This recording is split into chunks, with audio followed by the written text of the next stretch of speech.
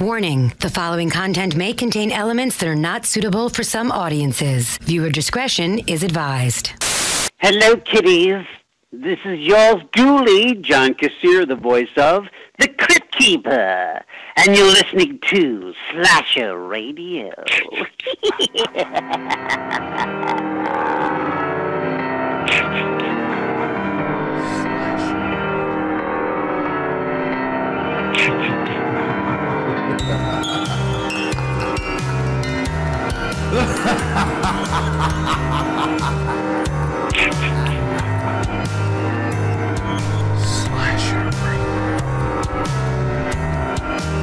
Welcome to Slasher Radio.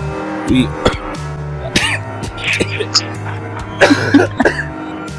Fuck. Oh man, I ruined it. you deserve that. Yeah, you did. Well, Shit. okay, guys. While he dies, welcome to Slasher Radio. What the fuck? I'm here with Mikey Bones, who's choking to death finally, Oi. and so here we are. We're here though. Are you okay now? Yeah, I'm good. I'm good. Okay. Felt like Red Fox. Anyway, thanks for joining us. I'm glad you came back. It is almost Halloween, Dismay Bolsack. Yeah, it is. Almost the big day. Son of a Big bitch. day. Doug Bradley. Doug Bradley tomorrow. We got a big day today. David Arquette. We've been, I don't know. I don't know if they thought we were fucking around. I don't think they. I don't know. Maybe they're just as ready for it as we are. Like, I picture them sitting there going, all right. They think they're doing all that? Okay. Wait till the time comes. I want to see what they say. They ain't doing all that. Well, it's here. What you gonna do now? What you gonna do with all this? You gonna do with all this? Maybe money? they still don't believe you. They won't believe it until they hear it. You better so. stick around. You give me a couple minutes. You're about to find out. Well, yeah, last week we did not have a movie. Hmm? A little Halloween discussion, not the Halloween film, since that's all everybody's talking about now. But I mean, we already did that. we so. already did that. Oh, come on now, dear boy. Come on now, we already did that. But no, so yeah, we've been doing. October is busy, so we figure we give a little chit chat. I think some people like the episodes where we kind of just go off about shit. Well, it's more personal too. They because we don't always get to, I guess, talk about ourselves. I mean, they hear us every week, but they don't. Unless they interact with us on Twitter and find little tidbits here and there, they're not going to really know. So it's a good way to, kind of talk about where we came from and what we did and what we like and stuff like that, especially for Halloween with it being so important to us horror fans. I think everybody can just tell everything they need to know about Bobby on Twitter. Like, all you need is Twitter for him. You go out there, scroll down about 8-9 pictures worth. That's all you need to know. Yeah. He puts it all out there. That's for sure. Yeah, literally. That's for sure. Literally. But some of us are not as exposed online.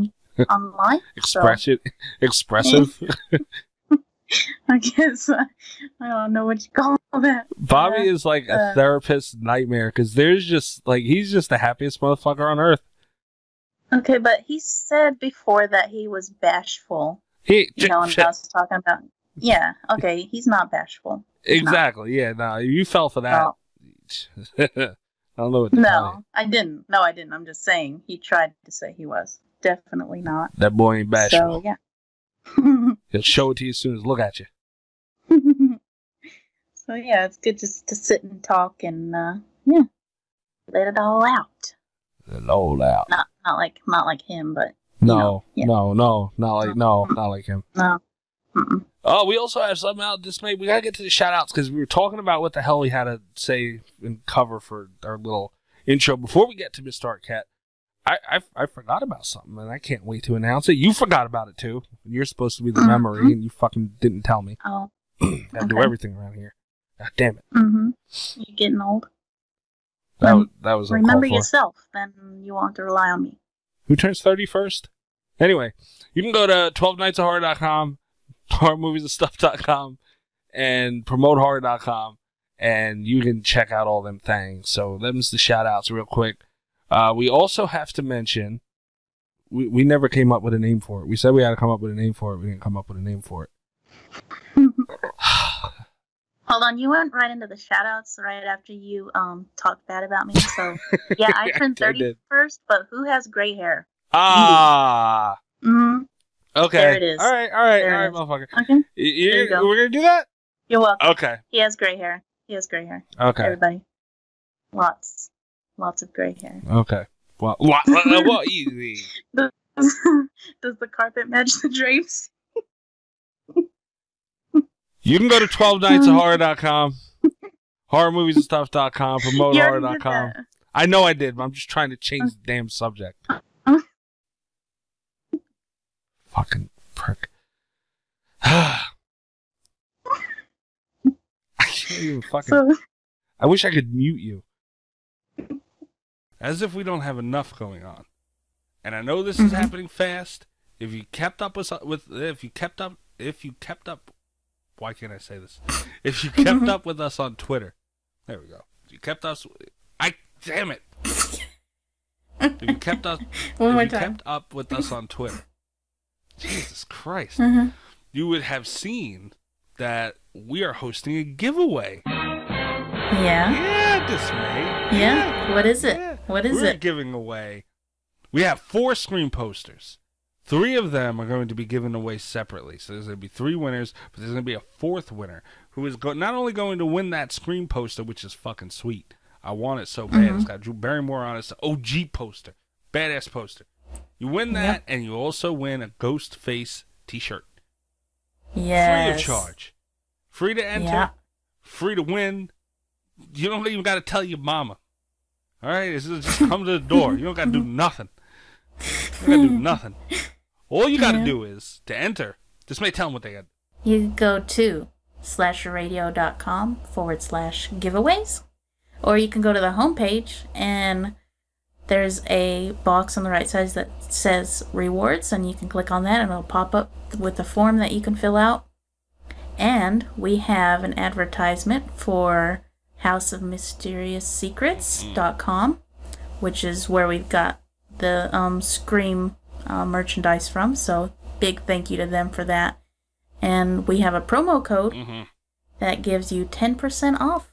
Promo code /radio. I'm gonna be using that. Yeah. They have really, really, really cool beanies. I'm gonna get me at least 4. 4. You already... They're in the cart. You probably have a cart. No, they're in the cart already. They're in the cart already. 4 beanies. No, they have a lot of good stuff. Like they've got really cool stuff. So jammies too. Yeah. 10% off. So there you go. One not hang outside. No, we got me some jammies though for real. But yeah, so in the middle of all this, you can go win some free stuff. And we're not gonna tell you what it is yet, but we do have another event of this nature coming up. So we're going to be announcing the winners for the Scream giveaway tomorrow on Twitter, and you can listen to Doug Bradley tomorrow before we get on that. So we're going to be announcing the winners on Twitter at midnight on Halloween tomorrow night, if you listen to this when it came out. Oh yeah. And we kind of, we gave it away on this we're going to let you know tomorrow what the next one will be. So come back and find out what the next giveaway items will be. We do way too much. Yeah. They don't deserve all this. I know. I want one of those damn posters. They don't deserve any of those posters. Fuck. Man, you think you're going to give me a poster? No. Why? You don't deserve one. Wow. That's a good way to end it. We're also having a Halloween party. That's what we can call it. Slasher Radio Halloween party. And we're going to be having it tomorrow. If you're listening to this, the day it comes out on the 30th. You can come tomorrow. We're going to be on Rabbit. And we're going to be on there. We're going to be watching movies with you guys. Everybody come join. We'll be tweeting the links. and all that stuff. So you can come watch horror movies with us. There's a little chat room. You can type shit. There's a little, there's a microphone function. You can talk shit. Don't talk. No, don't start talking shit. Yeah, you can. Yeah, you can. There's a chat room for you to type in, a microphone thing so we can talk in, and don't say anything dirty. All right. Oh Lord. I mean. So now you're putting restrictions. No, you could say some, but don't just say like of all dirty the stuff you say on Twitter, and you're worried about what people are going to say on Rabbit. Yeah. Okay. They can talk crazy, but no, come join us. It'll be fun. We'll be watching horror movies. I'm going to be getting blitzed, so we got that to look forward to. And so come to us with that. But Dismayed Nutsack. Dismayed Dingleberries. Slasher Radio is going to be on the news in Arizona. You forgot, you motherfucker, you. No, I didn't forget. If you are in the Arizona area or you receive ABC, that's right. I said, hold on, Dismay. Mm-hmm. I did say ABC. ABC 15 news. Yeah. Turn that sumbitch on Halloween. Slasher Radio is, our show's going to be, what could you call it, Dismay? Featured. Yeah, featured for the Jason statue at the bottom of Lake Pleasant. You remember we spoke with Zach Nagy, and Slasher Radio got the deets on that thing. So we're going to be on the news. Yeah. I don't know. Play little snippets, and so yeah, it'll be a little feature in there. Since we talked to Zach about everything, and so yeah, so they're getting it straight from the source, which is I appreciate that they not spreading fake news, that they're getting it straight from Zach. That's right, and straight from us because we're the ones that brought it to you. Dismay, I never heard of any other podcasts on the news, horror podcasts especially. I mean, I never. Definitely not a horror podcast. I mean, I'm not gonna say in general because, no, but I'm saying horror podcast. I've never heard another horror podcast on the news. No, probably not. No, definitely not. No. See, I thought if the podcast made the news, it would be due to Bobby. So did I. My God, how the fuck did that not happen? I mean, the over/under on that is pretty good, man. You can't lose that bet, man. It came out craps. We're not on the news for something dirty. Yeah. Look at us. And actually, something very positive, I guess. We had a good turnout for that. A lot of coverage with everybody, pitching in to try to help and, leaving comments and stuff, letting us know how much it means to them and how, they're behind us and stuff like that. So it was really great to see all them. Hell yeah. Hell yeah. Well, yeah, we're going to be on ABC on the news. The news. We're going to be on that Jones. So you can go check it out. I don't know what it's going to be, but I'm sure it'll be good. The episode was good. I had to go back and when we were in contact with them and I had mentioned, you can use the stuff from the show because after they reached out, I was like, oh my God, what did I say on that show? And I had to go back and listen to the whole thing. It wasn't that bad. What? They're gonna use your worst part, and then we're gonna look like dummies. Well, that's how the news does. Yeah, maybe. Well, hopefully not. I hope not, because I said. I mean, they have to listen to it in the first place, so. Oh yeah, yeah.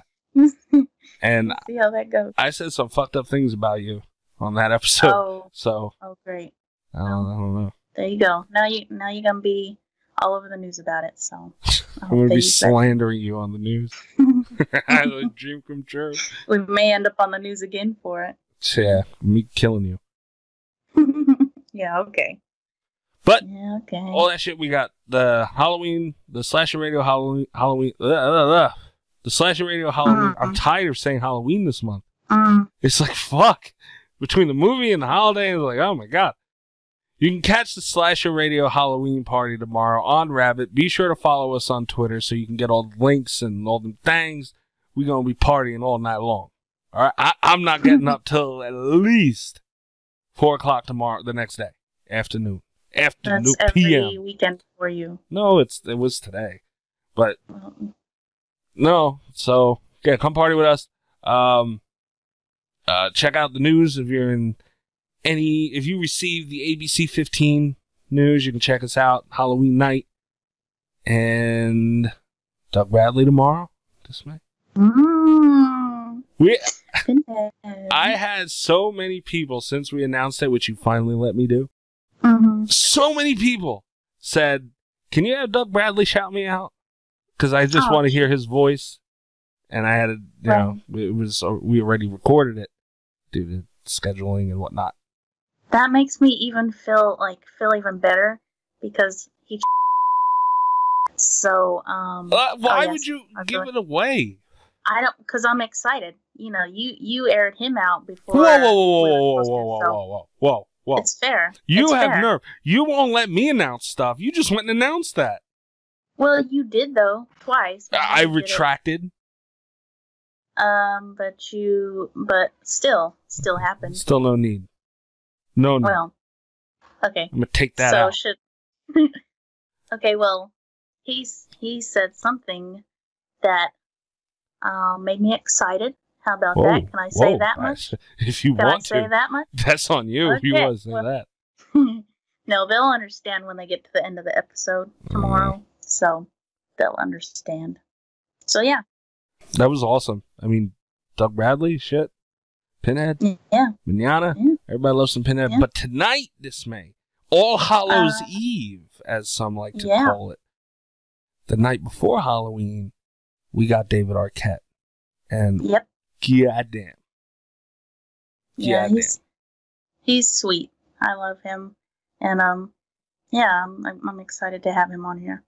Yeah, because I mean, I you'll hear me say it later, and like I know that a lot of people, when you list your favorite actors of all time, like, because this is what I hear a lot. David Arquette probably isn't on it. I feel he's one of the most underrated actors, and everything he does in every film I've seen him in, he went all out.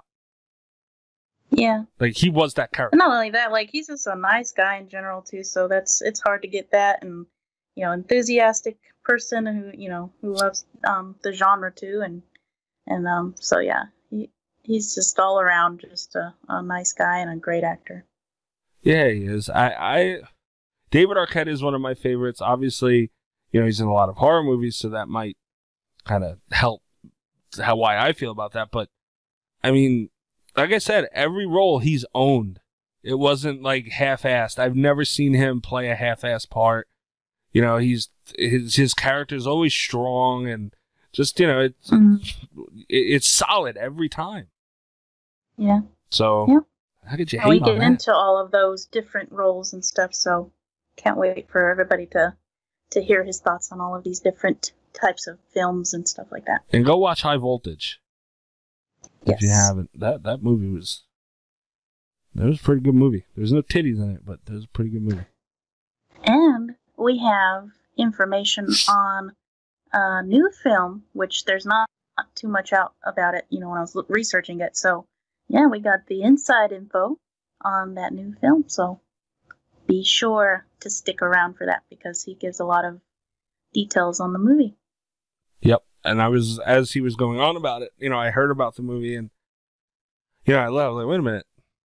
What? They didn't say all this when I looked it up. So I went and looked at it as he was telling us about it. I was like, oh shit, wow, no, this isn't anywhere. So you get a nice little insight. And it's listed as a drama, which, there is drama in the horror realm, but from David's description, it sounds a little more into the horror realm than one may have thought. Yeah, definitely. Yeah. Murders and killing and the whole atmosphere.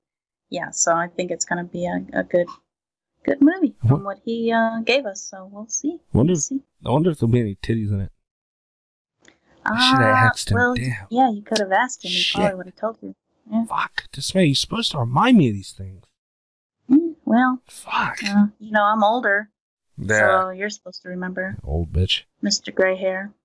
Old ass bitch. Anyway. This maybe gonna give it to him? Yeah.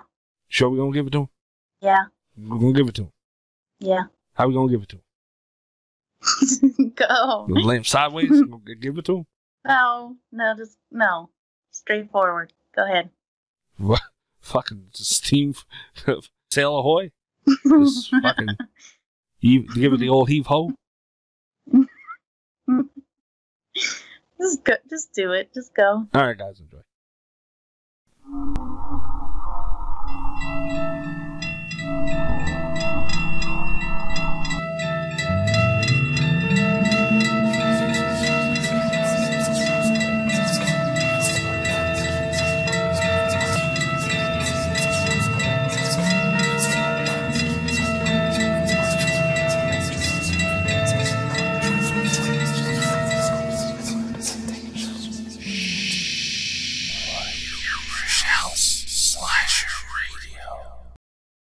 I don't quite know how to introduce you because you are such a you're really one of my top favorite actors, and all your films and stuff. So all I could say is the great David Arquette. How are you doing tonight, sir? Oh wow, that's so kind. Thank you so much. I'm doing well.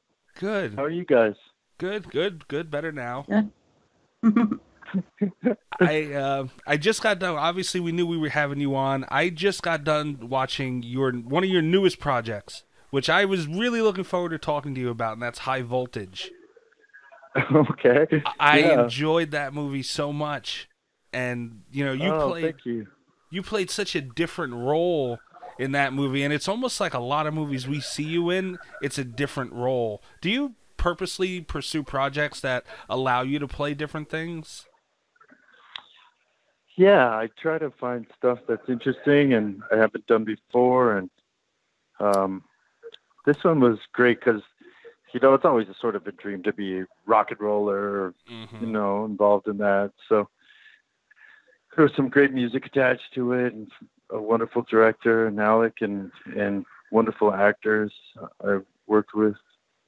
So, I was really excited to be a part of it. It's just fun thriller. One of my favorite works, other than Scream, of course, which, I'm sure is very popular, the 2014 film Happy Face Killer, where you play the villain in that. Role was really intense, and, there was a lot of emotion to that character, considering the storyline and the circumstances. But although you're usually known as, the nice guy, Dewey in Scream, how was it to play this, polar opposite character, with this murderous role? Wow, that was kind of a wild one. I, in retrospect, I probably would not play that role again. Wow. I'd never played a real character before, and someone who's still alive. And I mean, I played a real character before, but not someone with such a dark past. And I don't know. There's something about playing people like that. I also wasn't specifically right for the role. I mean, he was 6'5" or something. I was a bit miscast, but thank you for saying that and being kind about it. It's dark. I don't know if a lot of people do, but I tend to, if I'm playing a dark character, it seems like my life gets a little hectic. And, you can kind of you have to go to dark places in your thoughts, and you read a lot of material about serial killers and stuff. And it's just, you watch a lot of interviews with serial killers and stuff like that. So I don't know. I prefer something that's, not based in reality, and there's real victims out there and family victims, members of the family that maybe it hurt their, bring up painful memories. So, it's a lesson learned for me, but I think it would be hard to do that. But I think there's also sort of a value in playing, and showing how that side of life and darkness and, I don't know. It's kind of a long-winded answer. No, it's good because I didn't even think about. I guess we always hear about from actors saying taking the character home with them, and I didn't think about that in something like this. And yeah, I could imagine that is hindering, to say the least. Yeah, well, he specifically killed women, and I think it was like 7 or something that were that he got charged for or whatever, or 8 or something. And there was one weird night. We filmed in Vancouver, and I was up in Whistler, and I was actually my wife was up there, but she would have gone to bed early, and I was just walking around. And then there were these 6 girls, like these 6 young girls, like, like similar ages. And I met them, and they were all standing there, and I was like, that was just a weird situation. I was like, because I was still filming the movie, so I was like, so in my head, as horrible, I felt guilty. I also am in my head as a serial killer. Is like, this is what they would look like. You know what I mean? Right. I just got done trying to do this. And you're thinking weird stuff like that. It's horrible. It's a horrible thing. And then, you have to do scenes which are really terrible. So I don't know. I'm glad I'm not having to play that character again. And, as silly as it sounds, I actually sage myself sometimes when I oh my God. when I do things like that, just to get the sort of ickiness away. That is such an interesting concept. You think of people who play characters like Anthony Hopkins. Imagine where he has, stuff like that, where there's so much darker things. And wow, that must affect you guys personally. I never thought of it like that. Yeah, there's an amazing book called Whoever Fights Monsters by Robert Russler. That is just an incredible. He was one of the guys that coined the term serial killer and helped start the DNA database and all that. And it just gives you such an insight into the sort of different kinds of killers. And so whenever you play a dark character, if it's fictional or not, there's real stuff to draw from or research. And even if you do, I did a film called The Gray Zone, which was really another very dark process because it took place in the Holocaust, and just reading stuff about that. Like, there's a really great book called Man's Search for Meaning. And when you find books while you're doing something that speak to you, give you sort of more insight on maybe what the character was going through or what they were thinking, it really helps a lot. And another one I had recently went back to was the Tripper film from 2006, which, of course, you directed yourself and was co-written with Joe Harris. How was it to be on the other end of the filmmaking process and having Wes Craven cameo in it? Oh, thank you. It was really an amazing experience. I learned so much. It was most expensive college I ever went to.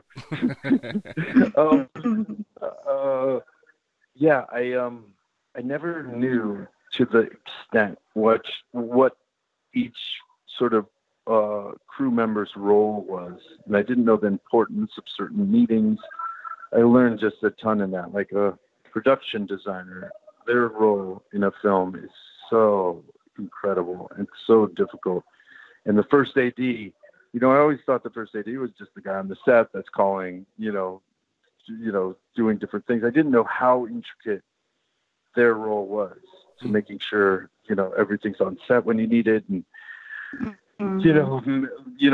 making sure just in case something happens, there's an ambulance there, whatever it is.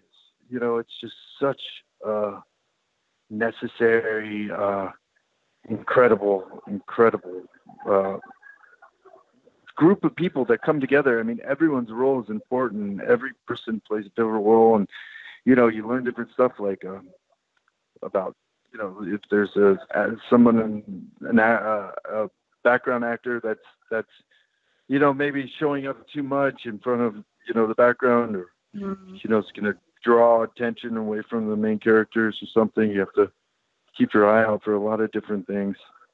Yeah, and it was great to see the other characters in there too. You had Jay Muse in there, and it was just great. It all came together really nice. I love Jay Muse. Yeah, and it was just a really good film. It was fun, but the effects were great too. So I just wanted to bring that up. And I had a question too. I had read somewhere that there was a real human finger found in the woods. I was wondering if that was true. Well, there was a rumor and there was a scare for a second, but it turned out not to be a real human finger. But strangely enough, part of the reason I picked those woods was because of that book I mentioned earlier, Whoever Fights Monsters. Because in there was a great story that I've always wanted to do as a horror film. It's really interesting. But in Santa Cruz in the late 60s, it was like the whole time of the hippies and all this stuff, and Charles Manson and all these crazy things were happening, and the Zodiac killer, and there was a serial killer in Santa Cruz, and some of them within those woods, and that they had finally caught this person. They caught him, and they knew it was him, and put him in jail, and they had evidence, and it was open shut quick case. And then people still were dying, and they didn't know what was happening. They were so confused because they knew they had the killer. So then they finally caught this second person, and they were like, "Oh, what are the chances we have two serial killers active at the same time?" And they caught this person with evidence and directly linking them. And then people were still being murdered, and they didn't know what was going on. They were so confused, and there was a third active serial killer. So there were three active serial killers at the same time in this small area. So that's always been a crazy story at some point I'd like to make. Although, talk about even just playing a role. I mean, directing something like that would be super creepy. You keep doing it to yourself. Yeah. Maybe fictionalize it. Right. I got to jump off our little run sheet for a second. You always find your way back into the horror genre. Is it something that you've always loved and enjoyed? Because you always make your way back eventually. Yeah, I do. I love horror films. And,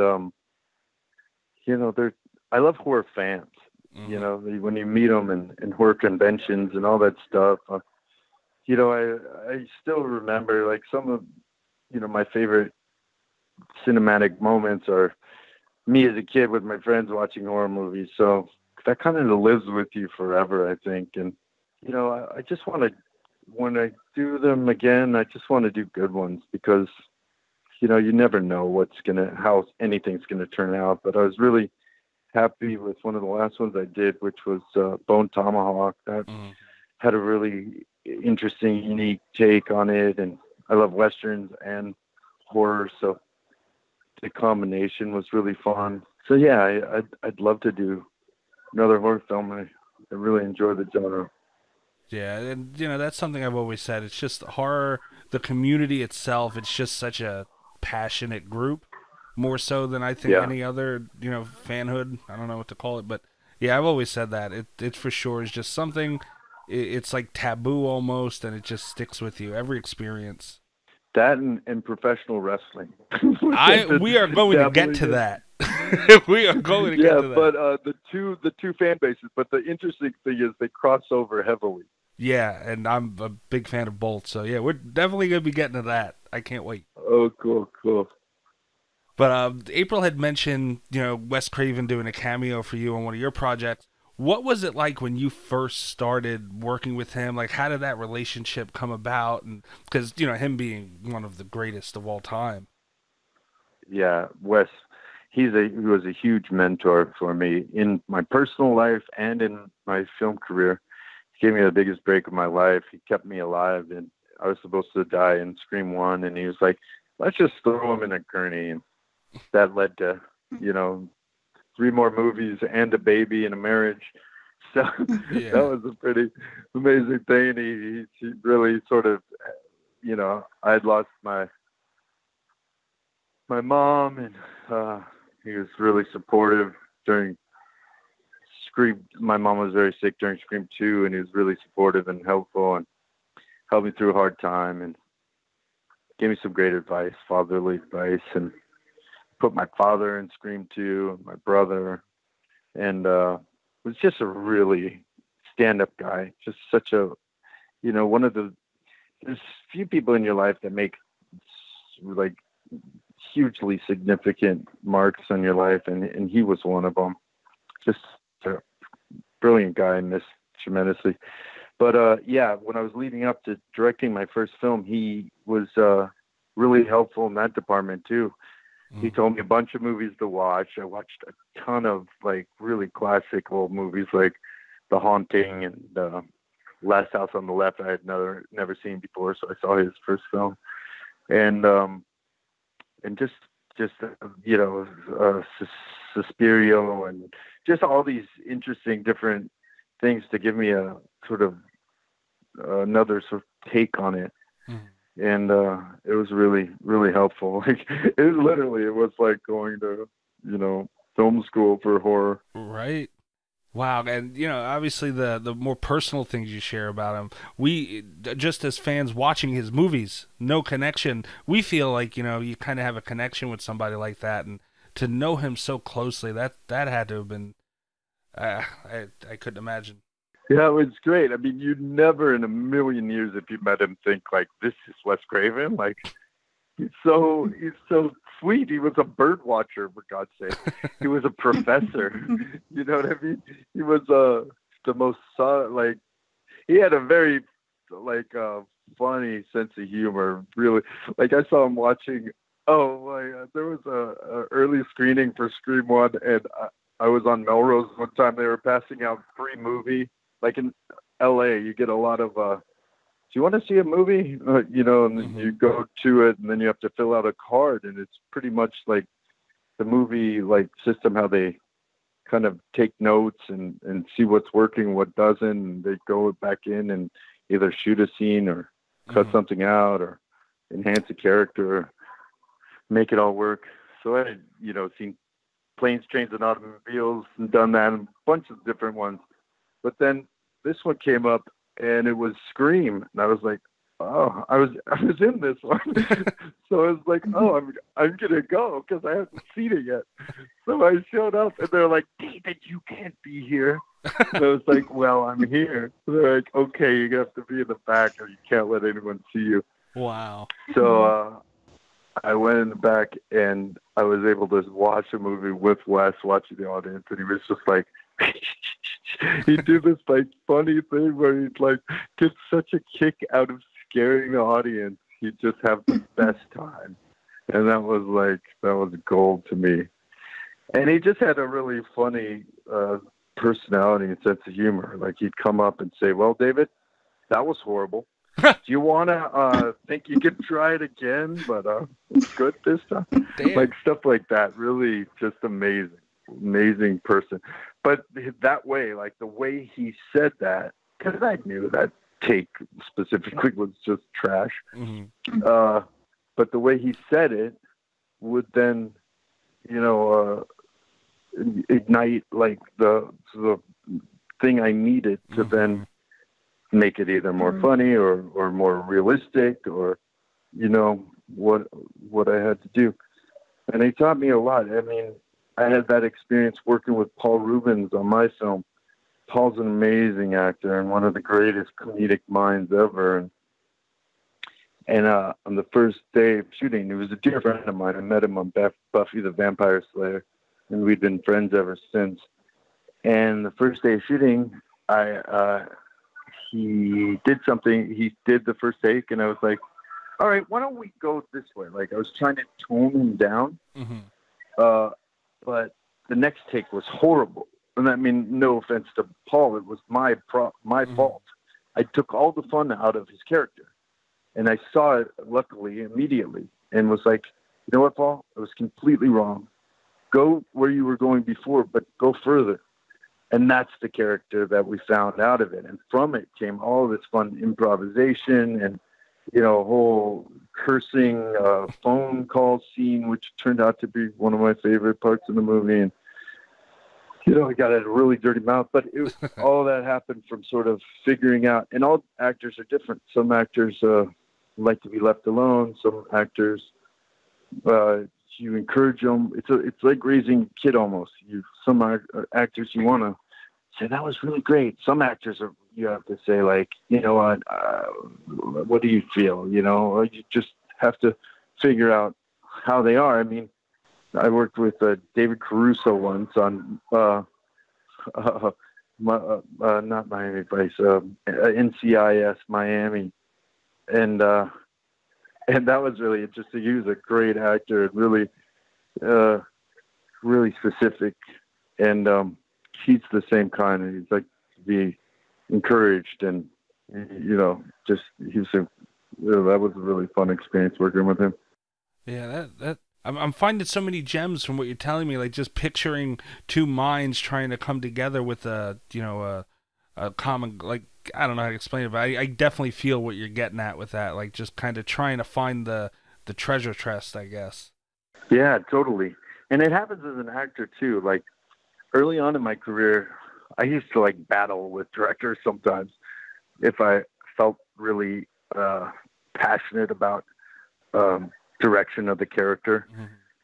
So I would I did this movie called Johns with the director named Scott Silver. He's an amazing writer, amazing director. And, but I was such a young, full of ego and attitude that I was because I had studied these street hustlers for 3 months, and practically all of them did drugs, and there were no drugs in this movie. And he was like, I don't want this to be a drug movie. And I didn't really understand what he meant. So I was like, this is just bullshit or whatever. And we'd sort of get into it. But then I just started playing that my character was on drugs. You know what I mean? I just started acting it. You don't ever have to see him do them. Yeah, it isn't a drug movie. It would have taken away, and he was completely right about that. So that was an easy way. So you learn, as you go. Some directors you can be really open and talk about everything with and how you're feeling, and different things, different times you have to keep things sort of to yourself. It's more personal. You don't have to tell every director, depending on the different directors, what everything you're feeling or thinking, if it might not be what they're thinking. And sometimes they'll give you direction that you might not agree with, and you can try it their way. But if it doesn't feel right for you, you can still. But you always want to capture what they're trying to convey, because it's their film, and you have to know your role within the film. You don't want to steal focus. I know a few actors that always think of scenes as sort of battles. There's a couple I'm thinking of, but I don't want to name any names. They always think did I win the scene? Yeah. Which I don't understand personally, because I feel like it's a team sport. But that's a whole other discussion. It sounds like it. But on the original Scream, what was the atmosphere like when you guys were creating that? Because, I mean, was there a feeling of, wow, we're going to make something that's going to be one of the most legendary? Did it feel different? We definitely didn't know it was going to be as legendary or whatever as it was. I mean, everything did sort of fall into place. I mean, they found the mask right before we started shooting, literally in the back of some old mask store, Halloween store or something. And they were like, what about this one? And it was oh. And I don't think they bought the rights to it or something. I'm not sure. They probably do now, if it said Scream or not. But they had somebody had created it, some guy named, it said the original said Romero or something. Not Romero, because that's probably Living Dead that I'm thinking of, but it said something like that. But it had an engraved signature on it. And just all these different things started falling into place. We were all young. We were all excited and hungry and real, we were all passionate about acting and being real. But we also loved, it was written, it was comedic, I mean, Jamie Kennedy's incredible in it that way. And, Matthew Lillard, and just all the humor, and just the Drew Barrymore scene, the whole thing, the humor was all Kevin Williamson and just so funny and so thought out. And that's the only regret about all of the Screams is that Kevin hadn't written them all from scratch. And you know, it was always sort of like this, you know, internal kind of, you know, struggle about not giving them enough time. I don't really know the real intricacies of it, but I just wish he would have been able to take the time to write them all from front to back. And I don't mean to knock any of the other writers or any producers or anything, or Wes or anybody, but I just think that's what separated the first one from all of the others, that it was a full conceived concept and idea and, you know, script and story from the get-go. And if they did another one, I wish they'd do that. I think there was the most important part of that was the right amount of comedy in it, because there was, and it was Right. nice to have that. Scream 3, yeah, was totally on the other side. Yeah, but You know? Yeah. I like Scream 3 a lot. A lot of people kind of share that Good. thing, and I enjoy it. That's good. That's good. I just have to, like, the same way everything went right in Scream 1, everything seemed to be odd in Scream 3 for some reason. Like, So you didn't like it? well, like Courtney, she has bangs in that. Like, she hates. She can't even watch the movie Oh because. my God. And I suggested the bangs, which makes boy. me like the. Oh no. But no, the reason what I was suggesting was Betty Page bangs. Okay. Like I was like, oh, she should be dope like Betty Page.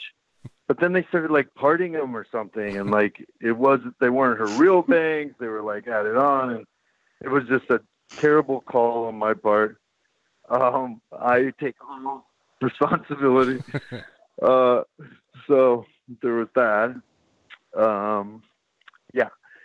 Yeah. Well, I think it became a parody of itself in a way, which was kind of interesting. And Wes kind of fooled around with that in one of the Nightmare on Elm Street he did, where it's you know, it's like behind the scenes of a movie while you're watching a movie, there's a, you know, murder movie, and Like it outgrew the film itself, kind of thing. Yeah. well, it just became a parody of itself in a way. Yeah, I could see that for sure. But it's still fun. Yeah, and I like that Scream 4 came back, so you know it was a lot more of a serious tone, which I think helped, you know, make fun counteract the third one. Absolutely. That was a tough one too. And you always come back, you know, for your character for all the films, and you know, with the fourth one being made 11 years after, you know, the third one, were there any challenges after all that time in between to get back into the character, or is it something you can just jump right back into? Oh, I love that character. I mean, I wish we would have had a kid. We were really pushing to have for us to have a kid, and for that to be like a part of it, because I think that's just kind of scary. You know what I mean? There adds a element of like, you know, everyone's, yeah, you want to like draw on people's fears in a sense, you know? Yeah. That's definitely like the biggest, if you're a parent, to, you know, if your kid's ever in jeopardy or just having to run with a kid, or, you know, The Shining is one of my favorite films. So that kind of thing. Creepy kid is always good. Sixth Sense and all that. So I was big on pushing. Come on, we have a kid. You should, you know, have a kid in the movie. But they didn't, and so there was that. But yeah, so I fall in love. We fall in love in Scream 1. We're like about to break up and going through a hard time in Scream 2, and married in Scream 3, and divorced in Scream 4. We get separated in Scream 4. So yeah, it sort of was the whole course of life in there. So it was, you know, they all had their sort of challenges. But as far as playing the character, no, never. I love that character. It's always been really fun. that kind of leads right into what I was going to ask you next, actually. Do you think there is a world where a new Scream movie can exist without Wes Craven directing it? And would you come back if that did happen? Yeah, absolutely. I mean, I would love for to do that. I mean, I think he'd still be a part of it in an incredible way because he's put so much in it. You know, it would be like a tribute almost, you know, and I think it would be really fun. I mean, I love everyone involved in it. Nev's just such an anchor and so incredible of an actress. And, you know, still to this day, everything she does, she's great in. And, you know, I think there's something there. I mean, I think so too. Who knows though? I think it would be fun. I think we lost some of the fans along the way, but I think, you know, it's like with Ready to Rumble, a movie I did a long time ago. I'm discovering all these people that were like kids when they first saw it that are now in their 30s, and they're like, I love that movie. So I think there's like there could be a resurgence at some point where there's more nostalgia to it. I mean, look what they did with Halloween right now. Yeah, and I think, you know, you mentioned Scream 3, you kind of, maybe it dipped a little, and there was such a long, because I grew up with, you know, Scream 1, and when that hit, like, the whole world stopped, and I was always a huge Scream fan. And when the fourth one came back, I was like, all right, everyone's back for it, and I'm going to give it a try. I think it'll be better than Scream 3, and it blew me away to the point where if I had to watch Scream 1 or 4, I'd think about it for a second, and that's saying so much. Oh wow, cool. Yeah, so I think Absolutely. you guys and another one, and that I think there's more than enough room for it. Yeah, me too. We were kind of on Dewey here, so I wanted to mention, what do you think about the scary movie films based on your characters and on the films? Well, it's funny because the original name for Scream was Scary Movie. And then they started doing the scary movies. I think I have the original Scary Movie. Sorry. I think we still have the original Scary Movie script. This original Scream script that says Scary Movie on it. But, wow. Oh, yeah, like on the chairs and stuff, it said Scary Movie. It was funny. It was named Scary Movie for a while until they saw it and was like, oh, this is real. You know? But I like those scary movies. It was funny. I mean, anytime you can be parodied, it's amazing. And but the only downside is that I'm often called Doofy. Yeah, your character kind of got it the worst. I literally, like, at least once or twice a year, I'm like, I'm Dewey. I'm not Doofy. But like you said, it has to be an honor, because if you were going to make a movie to parody at that time, it had to be Scream. You know, it was the biggest thing out, and you know, like you said, it's an honor to. I mean, look what Scary Movie went on to do. You know, so yeah. Yeah, I love parodies in general. I don't think there's enough Naked Guns or Airplanes and those types of really. But you have to do them right. I mean, there's some that they do, but they're never really that good. So when they do good ones, like the Wayne brothers are always great at doing them, and different people do them really well. So now I love those kind of movies. Mr. Arquette, you started wrestling again. I did. And last I heard, I had my first match. Yeah. You were back in August. I haven't seen anything. I've seen a few of the videos. You look pretty good in the ring. Hey, thank you. Yeah, TMZ Sports has been covering a few of them. I messed up my last match. I messed up a couple moves, but I do a plancha, which is this big dive off the top rope to the outside of the ring, which is pretty crazy. I broke 3 ribs doing that in Tijuana, but you know, it's pretty nuts. I just had a surgery on my elbow to remove a bulsa or something. I don't know. See, it's not a joke. Wrestling's not fake, as I like to say, and it's pretty crazy.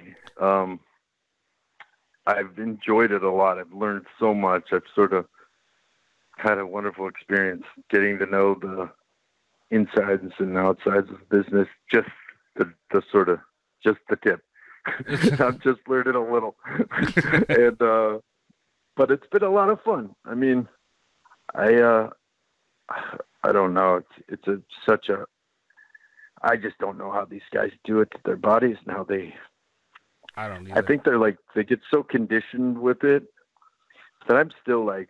So I'm here and I go away to do a movie and I don't have a wrestling ring I can train in around here. So I'll go back after this and start sort of training again, and I'll just get dizzy doing rolls, and it'll hurt because we're being slammed down, taking bumps. But you have to do it, and you have to get your body conditioned. It's pretty fun though. What drew you to get into wrestling or to make that change and go into that realm? I always loved it as a kid, so it was a bit of like a dream come true to be able to be a part of it, meet some of my heroes, work with Macho Man Randy Savage, and, Diamond Dallas Page and Goldberg and all these guys. So then they made me the champion, and everyone's hated me for 18 years. So I just wanted to sort of learn, really how to wrestle. I mean, a little bit, and I've been filming sort of my experience during that time. So it's been fun. I mean, I've had a few crazy matches. I had this match with a guy named King Brian Anthony, and I've had tag team matches with RJ City. I had my first match against him. RJ City, something called Championship Wrestling from Hollywood, which is on either I don't know. There's either High Spots or Fight TV or Fight TV probably. I think it's on Fight TV, yeah, or Power Bomb TV. That's another one that one of my matches is on. I was a real big fan back when you talked about when they put the belt on you at WCW, and I never understood why people were mad about that. And I do follow kind of online the whole wrestling thing. I try and stay involved in it, and and like you said, it's just been nonstop. And I never understood that because here we are, how many years later, still talking about it. So it achieved its goal for sure. Exactly. Yeah. I don't know. Even though I'm the low bar joke, that's the worst idea than making David Arquette the champion. Like I've heard that 1,000 times. Mm-hmm. But it does seem to be turning a little, and people are, actually giving me some credit sometimes. But there's people like Bully Ray who's still upset about, or just doesn't take me seriously or whatever. But that's all right. I almost look at it as, because the way you're David Arquette, you could contact, WWE, TNA, whatever you were, and probably get some TV time somewhere along the way and jump, but you went to indies and training, and I mean, as even just a fan, I know the legacy of the training for Ric Flairs and all of them back then, and like you went from the stone bottom to work your way up, and I don't know how you don't respect that. Thanks, Dan. It's been really fun. It's been really cool. And that's really where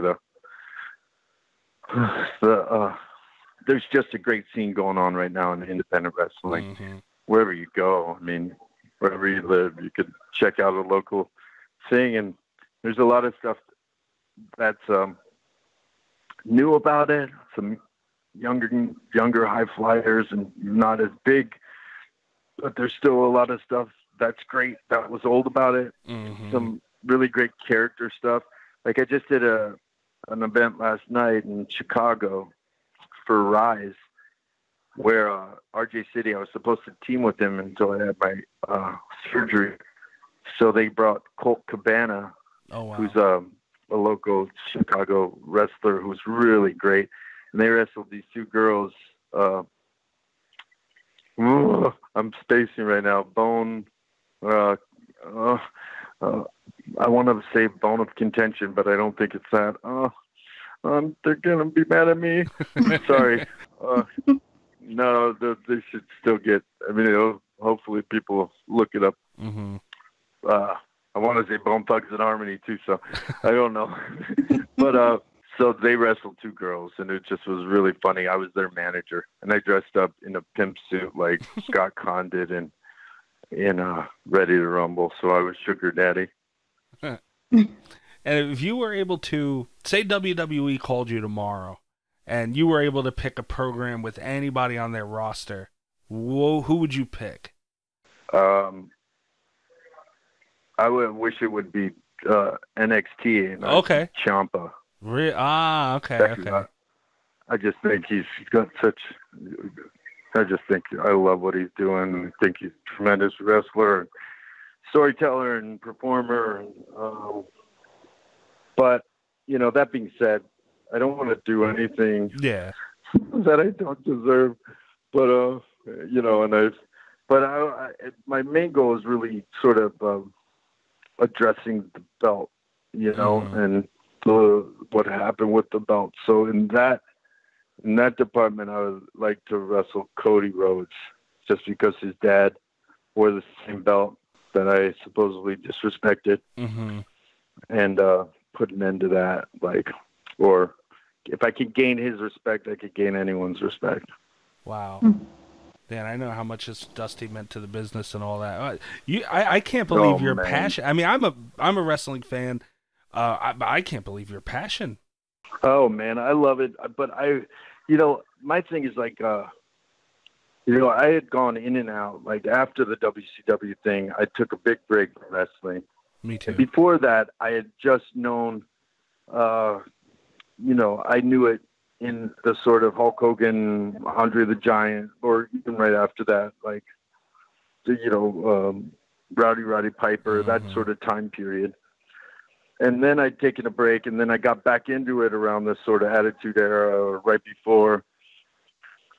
And then, got into it and then got involved in WCW and then all the backlash. So I took a break for a while, and then I got back into it once in a while I'd pop back in. But it's hard. If you don't stay on top of wrestling, you miss storylines and miss history and have to study. I mean, it's almost like a full-time job just to stay up on who's that and where are they from. And especially with indie wrestling, there's so many cool wrestlers now. But the internet makes it a lot easier.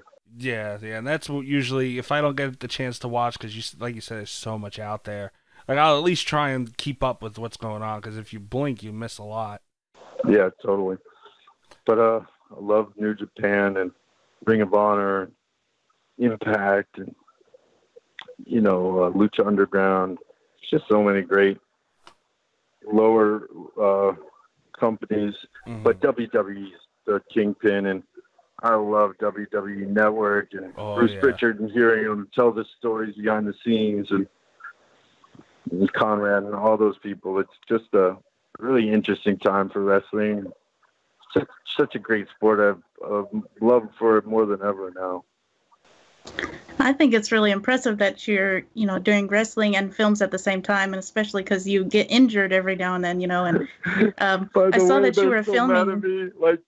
They're so mad at me, the insurance company, I was supposed to do this event, and they were like, no, you can't. So I was like, well, can I be a manager?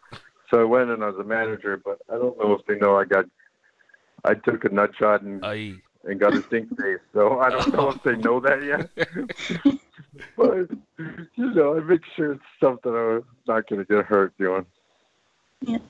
And I saw that you were filming recently, I guess, in Orange County, New York, I guess in Newburgh for Appalachian. Yeah. Is there anything you can give us on that film or anything else that you're working on right now?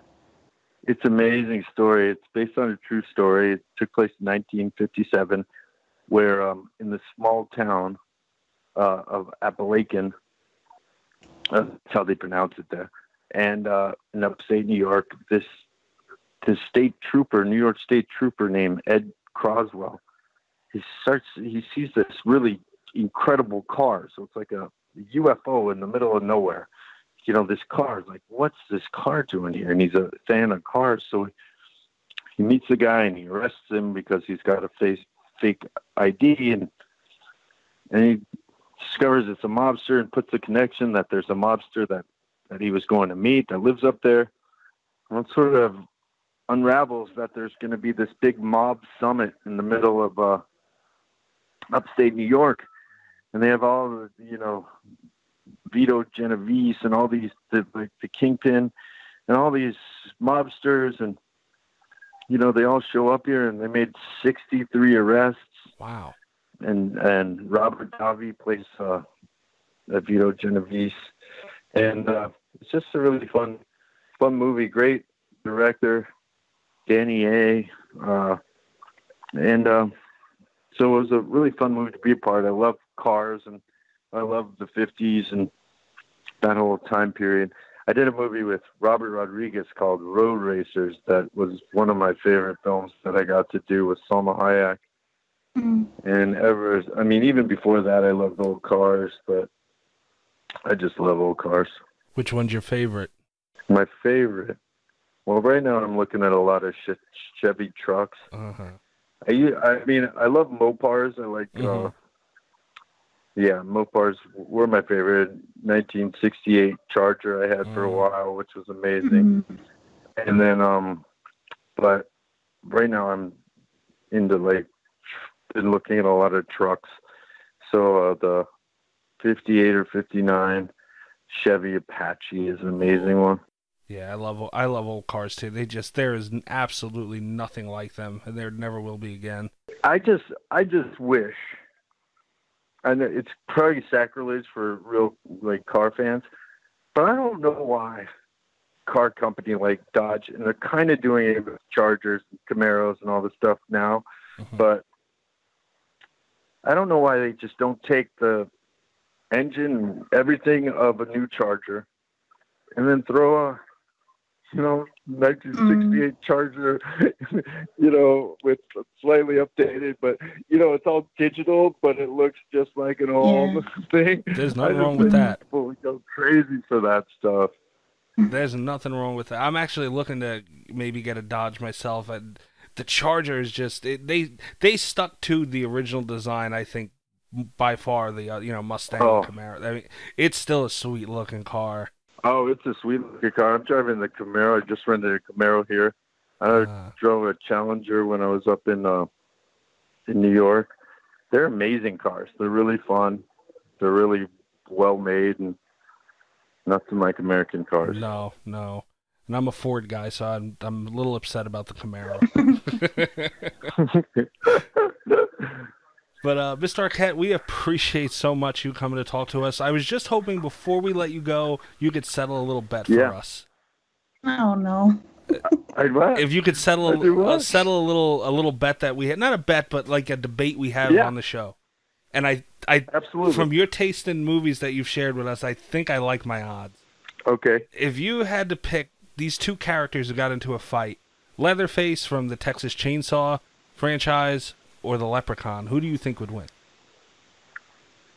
Well, I mean, it's really hard because we're revisiting what we talked about. One of them was based on a real person, and one of them's a fictional character.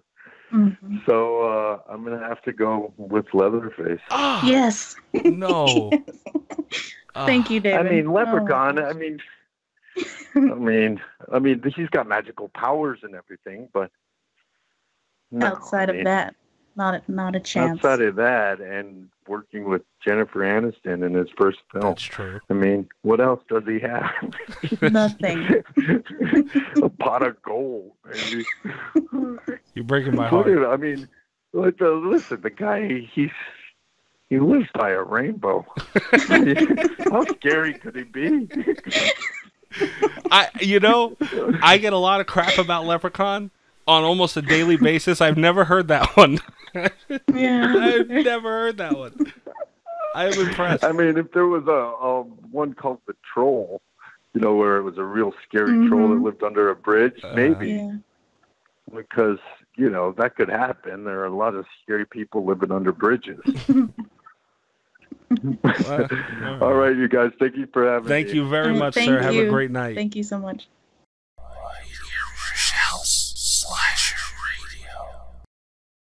I hope you guys enjoyed that because I loves me some David Arquette. Love David. Yeah, you had fanboyed out there. I did a couple of times. Yeah, you did. Got a little awkward. No, it didn't. There's respect. Why you gotta make it awkward? Because, well, okay, so he's wrestling, right? And then you say he looks pretty good in the ring. I mean, yeah, he looked real good. You know. Shut up. You take it how you want. His moves were crisp, man. Moves were crisp. I couldn't go in there and do suplex like that. And I wouldn't look as good in them spandex either. Definitely not. Yeah. So he pulled it off, and like he still looks great. Like how many years after the first stream is it now? And like he looks great even now. Yeah. So yeah, he's doing it upright. You know how I feel with staying in shape about Scream 4. We don't make me do it again. We went through it already about Scream. He looked good in Scream 4. That's why I liked it so much, man. Okay, but I'm saying like there's more years in between the first one and now is what I'm saying. Well, yeah, but so he looked good back then. He looks good now. He's wrestling, and you know. But what I thought was crazy was his injuries that he told us. Yeah, that's crazy. And then having to like go film and do events and stuff. So hopefully he'll be all right. Yeah. So those are battle wounds, and it'll be good reminders of this era that he's going through in his life. So yeah, that's cool. Yeah. I mean, I obviously this is my first time talking to David, and you know, just being a fan of his movies, I've always really, I don't know, I connected with his characters, and I think he was a good part of forcing that connection, and you know, being able to talk to him, and you know, it's just someone being exactly how you figured they would be. You know, like, I mean, David Arquette is cool as hell, talented as hell, and it was an honor for us to get to talk to him, honestly. And like, you know, just enthusiastic and not like rigid or anything. You know, he's really easygoing and down to earth, and it's relieving, I guess, as an interviewer to have somebody like that where you know you're not scared to approach certain questions, I guess, you know, that they might have heard a million times, or you know, or about, you know, so he was really open with us, and even they went into other stories that led to other stories. So yeah, it was great to get into detail with him and hear all them stories. We've never had a guest tell us about them getting hit in the nuts. So well, no, but we've also never had a wrestler. That's what I'm saying. On here. I hope we can get another. So, I've reached out to a couple people. I haven't heard back yet, unfortunately. I would really like to have a bonus episode with a wrestler. I mean, you know, I don't know. Some people may look at it as dumb, man. I'm fucking, as much as I am not, I'm a much bigger fan of the older stuff than I am now, to say the least. But, you know, I still do, you know, I still watch it, and, you know, I respect the hell out of it. Because Taz had a podcast that, well, he still has one, actually, the Taz Show, and he, you know, he was daily, where he had a live show and also a podcast version, but he would go on in length about the stuff that these guys go through, and they have stuff like the ESPN thing on Ric Flair and all the interviews and stuff these guys have done along the way, and I've always respected, I mean, I don't think I could ever go through a whole match. I mean, maybe I get a quick swash match, so I'm going to whoop my ass real quick and be out, but shit. Yeah. No, I respect. And like I said, not only wrestling, but you know, doing films on top of it. So, and events and everything else, and interviews, of course. And so, yeah, he's just he's a multitasker, that guy. And yeah, it was great to talk to him because, you know, like you mentioned in the episode, you know, you've been a fan for a long time of the franchise, and you know, thinking back, you would never think that you would get a chance to sit down with somebody like that and kind of reflect back on the movie all these years later. So it's really meaningful to sit down and look back on films like, you know, like this that we kind of grew up with and had an impact on our, I guess, taste in horror even. Yeah. Scream was I really liked the Nightmare on Elm Streets, the Friday the 13th, Halloween's, Pinheads, and, whatever the hell else, When a Stranger Calls, and all that other shit. But, man, Psycho, too. Ugh. Love Psycho. But Scream was so fresh and so new, and it was so different. And I love that type of horror. If I had to pick a perfect type of horror movie before I seen Scream, it probably would have been a mix between Halloween and Friday the 13th. I love Scream style, man. I mean, when that came out, it was like, ooh. Different. Yeah, like Blair Witch in a way. Kind of. Yeah. Kind of started their own style of things and how they approached, the storyline and stuff like that. Yeah, I mean, it was the biggest thing when it came out. Nothing was bigger than Scream. Nothing. No. Then the second one It's still big. It's still big. Oh, yeah. You mentioned Scream, and it's like, well, look at us. We're interviewing him even today, and so it was one of them impactful franchises. And, David kind of changed my mind a little bit from the way he looks at things, and he had mentioned he wouldn't be opposed to a new Scream. Mm-hmm. Which is, because obviously Wes Craven won't be able to be a part of that, so I was just kind of like, I don't know if I'd want to see another one. Yeah. Well, I guess it depends, how it's done. I'm sure, like, those that are open to it will say first and foremost, as long as the story is right and as long as the, atmosphere and the, characters are right. So, yeah, I would think that there wouldn't be a problem with it as long as they stayed true to the original idea. And I think with Scream it would be easier because, like Friday the 13th, the Nightmare on Elm, like there's not a lot of characters you could bring back. Like Halloween just did it with, Jamie Lee Curtis. But Scream has so many of its original cast still alive. And, for going through 4 movies, for them to stay I think they're like the longest whatever of horror. I don't know what the hell the thing was, but you can get that organic feel and that nostalgia just having, Neve Campbell and David Arquette and Courtney Cox and and then going back to Woodsboro. So Woodsboro, So yeah, man, you can still get that with this cast that they keep bringing back, and I wish there was a way to get Jamie Kennedy back. Yeah. Yeah, damn it. I like him. I like Jamie Kennedy's man. But this man, I think that's it. That's all. Yeah, that's all. We're gonna be celebrating Halloween. Until tomorrow. Halloween party. Hopefully, you guys come and chill with us and watch some movies. Texas Chainsaw. No, that won't be on. That won't be on. Won't be on. Promise you that won't be on. Yeah. Okay. Guarantee. Put your money in now. It ain't gonna be on. Whatever. Bones got the remote. Oh God, help us. So nobody's gonna come now that you said who's gonna be running it. Nobody's gonna come. Well, I don't think that's true. I think so. But you can be sitting there by yourself. Because even I'm not gonna go. Todd from Alaska would come at least. Oh God. He wouldn't be coming for the movies though. No, that's when like nobody's coming. I'm closing up shop and I tell Todd come through. When Todd's the only option. Yeah, Todd's the last resort because I can't bring him around people. He don't know how to act. That's why he lives in Alaska, I think. Yeah, because he's got to be away from everybody. He's an Alaskan bear. Yeah. Fucking Todd from Alaska. Oh. Speaking of Todd from Alaska, would you like to explain what happened in our fantasy football league yesterday? No. No. Oh, you wouldn't? You don't want to talk about that? No.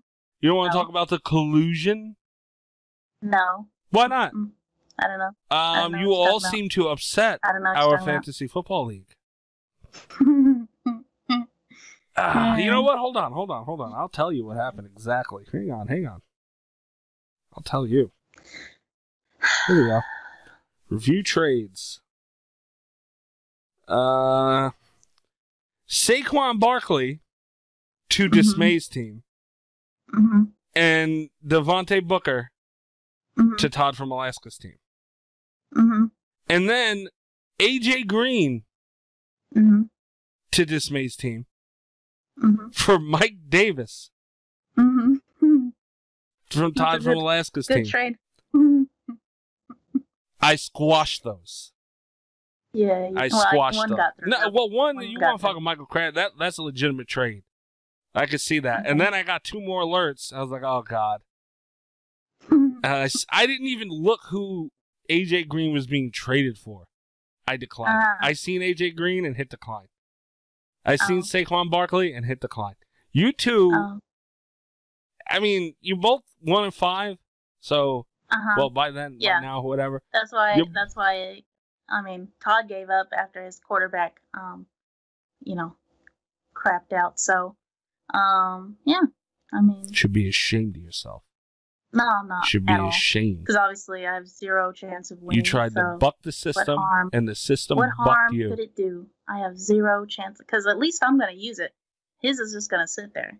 The system. So, I mean, I have 0 chance of winning. Bucked you in your ass. I'll say that again. 0 chance. That's right. That's right. Your boy, on the other hand, swimming. But other than that, when do you play Brady's? Is that this week? I don't know. Okay, I'll check. I'm ready for that one. Anyway, so I think we done. Okay.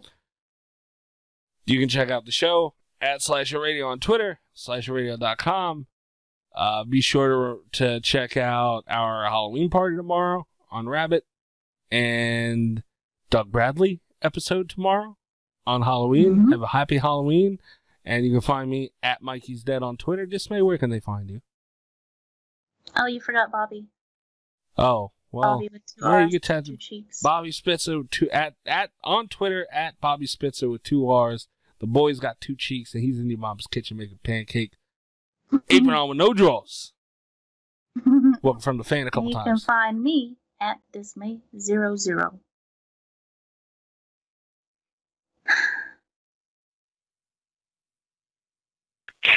I ain't got nothing to say about them ball sacks. Good. They're dried up. They're fucking hairy and stanky and just dried up like I know you prunes, ain't talking. like prunes. You ain't talking about. Don't talk about my balls. You ain't.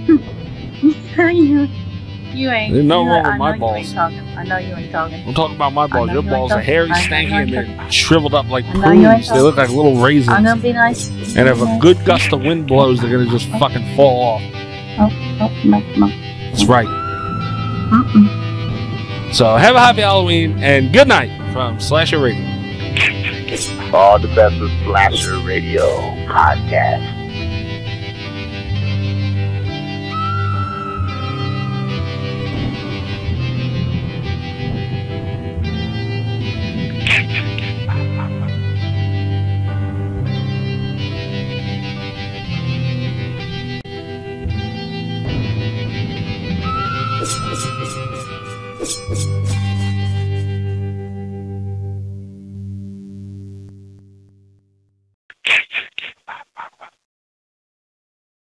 You ready?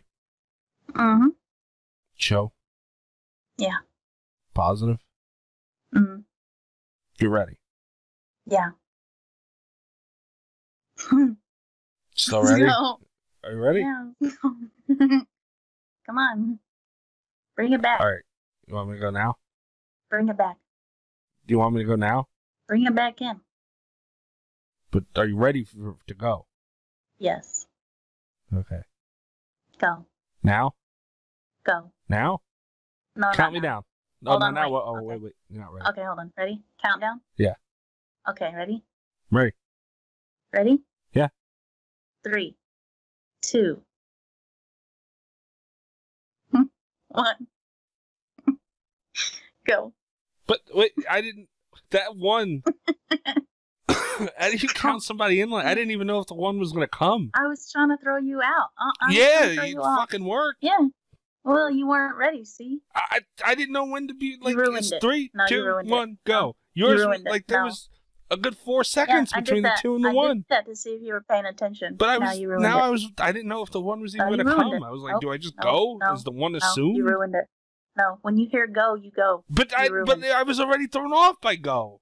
Like, it doesn't matter what I said beforehand. When you hear go, you go. No, but I can't could have gone go 5, after 4, 3, 2, 1, go. I can't go after that. Go. But I can't go after that. Why? Because you fucked it all up. No, I didn't. What the fuck am I supposed to do with that? And then you go. If you see green light, you go. But if there was a car accident in front of you, a train wreck, before the green light turns green, you don't just go. You got to assess what just happened. Okay, but there was no train wreck. There wasn't. That 2-1 was a train wreck. Like, if I went out of order, if I went like 5, 8, 15, go. You might as well have. No, I went in order. It's the cadence. I don't know if you know. You could have been saying puppy, monkey, baby, 3, 2, go. 1. As long as the cadence is there, that's all that matters. Okay, but I didn't want to do that. Look at what you fucking did. I wanted to catch you off guard, and it happened, and it worked. And now look at you, and you ruined it. Look at you. You ruined the ending. You ruined the ending. So the whole fucking ending. Are you happy with yourself? You hear go, you go. Who ruins 3, 2, 1, go? This has fucking been around. I didn't ruin it. You ruined it. Giving some flavor to it. No, you ruined it. You gave a shit flavor to it. I gave you go, and you didn't go. No, you gave me 3, 2, 1, go. 1, go. What the fuck? And then you go. But you didn't. You want to do it again the right way? No. You ruined it. You have ruined one it. shot, and you have one shot and one opportunity, and you fucked me. So that train left the station. And you fucking. That train left the station. You peeled tires into my butthole. Nope, you ruined it. Nope, not doing it again. Well, how am I supposed to know when to go? Well, you should have thought about that last time. I should have got somebody who knew how to do 3, 2, 1, go. Is what I should have done. No, you should just know what go means when you hear it. But you're still missing the point. No, you are. No, you are. No, you. No, you. Because you hear go, you go. But the go was... Are you one of those assholes that like sits at a green light until somebody honks their horn and then goes? No. That's kind of what's happening. I'm the one honking my fucking horn. Nah. And I would have been high if I was waiting. I should have honked the horn while I was waiting for that one. That's what I should have done. Like, I mean, if you... No. Yeah. Because I said go and you just sat there. So you're the car just sitting at a green light. But like I said, there was a train wreck in front of the car. And then somebody's got to honk at you to get your attention and say, hey, it's okay to go. So now look at all this. So now there's traffic, and then people are missing the green light because you took forever. So that's kind of where we're getting. We're just in a mess now. Your green light your fault. Was the equivalent of all 4 green lights going off at the same time. It's going to be a fucking mess. No. Then how do you go? It's not true. It's true. There was one go. Yeah, but what happened with from 2 on was a fucking mess. Let's go. I don't care. It was go, and you go. You I fucking could just say, go. Go, and you could go. I wish you would fucking go. You go. Go. Go somewhere. Go in the bathroom. Go. See? And you ruined it again. You did a countdown again? Like you don't need a countdown. Countdown. No, go. I need to know a cadence. 3, 2. From the 3 to the 2, you should be able to assume the 1 and the go. What I deal with? Do you see what I deal with? The cadence. What the fuck? You see what I now give me a with? proper fucking countdown. I ain't giving you shit. Give me a Just proper get your ass countdown. and go. No. Just me. I'll sit here all fucking night. No. I know you will. I know your stubborn ass would. So you better just fucking do it. 3, 2, 1, go. Do it. All right. I guess we're gonna sit here. We'll sit here. Until you, get over yourself and just go. Well, I'm ready when you are. I'm ready when you're ready. You're not ready to count me down. I mean, I've never given a countdown before, so why would I now? Let's see. Listen music. Oh, okay. Tattoos in my face, nigga. Real shining in your face, nigga. Blowing smoke in your face, nigga. Smiling in my face, nigga. Are you really wasting time right now? I'm waiting for you. 3, 2, 1, go. I hope you guys enjoyed that. That was a lot of fun. What do you think, this me? See, I think you were, you ruined it again because you had your music playing in the background. No, I jumped right into it. Now you ruined it. We were ready to go. No, because there was a delay So there. you're gonna make me wait again? Are you gonna give me another countdown or not? Yeah. Okay, let's go. Okay, you ready? I'm fucking waiting for you. Are you ready? Yep. Okay, did you turn your music off? Do you hear music? I don't know. I'm waiting on you. Okay, you ready? I'm ready. Okay, ready? Ready. 3, 2, 1, go.